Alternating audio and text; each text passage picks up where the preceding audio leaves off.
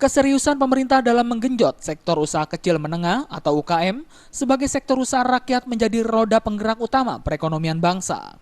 Ditindaklanjuti dengan nyata oleh Kementerian Koperasi dan Usaha Kecil Menengah di bawah kepemimpinan Menteri Koperasi dan UKM Anak Agung Gede Ngurah Puspayoga. Bahkan untuk lebih memberikan pemahaman kepada pelaku usaha, mantan Wakil Gubernur Bali itu telah melakukan sosialisasi percepatan penyaluran KUR 2016 bersama masyarakat penerima KUR serta perwakilan bank-bank pelaksana yang berpartisipasi dalam penyaluran KUR seperti Bank BRI, Bank BNI, Bank Mandiri, dan Bank Sinarmas di Auditorium Lantai 2 Kantor Kementerian Koperasi dan UKM Rasuna Said, Kuningan, Jakarta.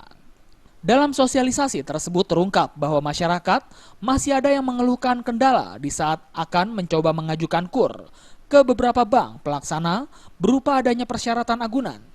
Padahal melalui program tersebut, pemerintah telah menerapkan pembebasan agunan bagi penerima KUR yang mengajukan pinjaman kurang dari 25 juta rupiah.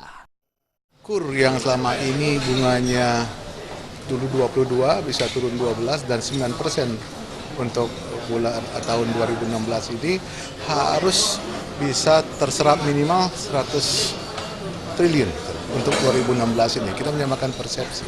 Dan tadi kita sudah dengar kesiapan optimisme dari para bank penyalur, baik dari BNI, baik dari Mandiri, baik dari BNI. Optimisme para bank penyalur ini adalah bagaimana 100 triliun ini untuk tahun 2016 minimal triliun bisa terserap oleh masyarakat.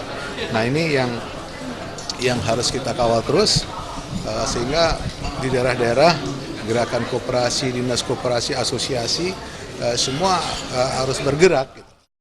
Menyikapi hal tersebut, Puspayoga menyerahkan kepada bank-bank yang dikeluhkan untuk menindaklanjutinya dengan meng-cross-check atas laporan yang disampaikan.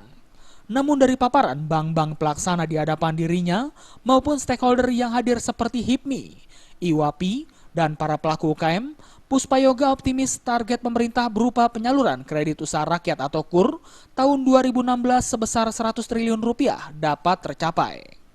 Dari Jakarta, Maria Magdalena dan Hamjati melaporkan.